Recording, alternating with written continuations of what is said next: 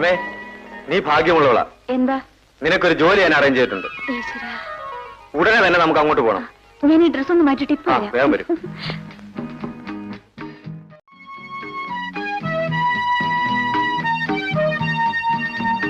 കൊച്ചമ്മേ, ഇതാണ് ഞാൻ പറഞ്ഞ പെൺകുട്ടി. മനസ്സിലായി.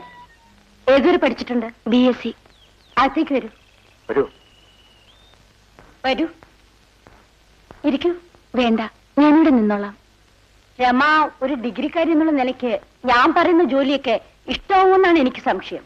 എന്ത് ജോലിയായാലും ഞാൻ ചെയ്തോളാം. രമയുടെ സാഹചര്യമെല്ലാം ഞാൻ കൊച്ചമ്മയോട് പറഞ്ഞല്ലേ. എന്റെ മകൾക്കും മരുമകനും ഡൽഹിയിലാ ജോലി. അവരുടെ കുട്ടിയെ എന്നെ ഏൽപ്പിച്ചിട്ടാ പോയിരിക്കുന്നത്.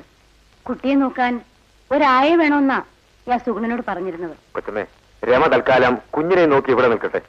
ഒരു ബന്ധവുമില്ലാത്ത എന്നോടത്ത് ആ കാസറ്റിൽ കഴിഞ്ഞാൽ ആളുകൾ പലരും തെറ്റിദ്ധരിക്കും. ശരിയാണ്. രമയ്ക്ക് മാസം 500 രൂപ വെച്ച് ശമ്പളം തരാം. സമ്മതമാണോ? എല്ലാം കൊച്ചമ്മയുടെ ഇഷ്ടം. ഇതാണ് മോൻ. പേര് അജിത്ത്. ഭയങ്കര കുസൃതിയാ. ആ, മോള് വന്നേ. താമസിക്കാനുള്ള മുറി കാണിച്ചു തരാം.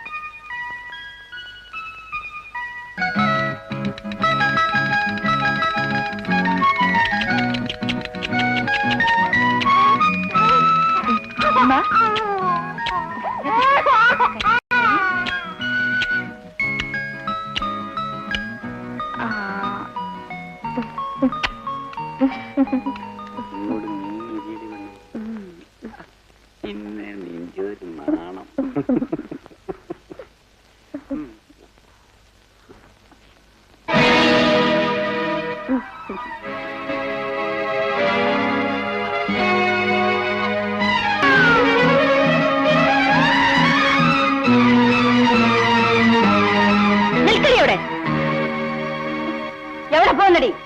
എനിക്ക് ഇഷ്ടമുള്ളിടത്തേക്ക്. നിനക്ക് ഇഷ്ടമുള്ളിടത്ത് പോകാനല്ല ഞാൻ സുഗുണന് 3000 രൂപ കൊടുത്തത്. അകത്തേക്ക് പോ. നിന്റെ ഈ തൊഴിലിന് എന്നെ കിട്ടില്ല.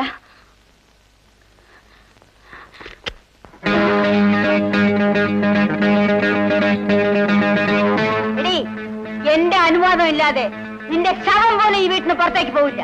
പാവപ്പെട്ട പെൺപിള്ളേരെ വെച്ച് പണം ഉണ്ടാക്കുന്ന നീ ഒരു സ്ത്രീയാണോടി?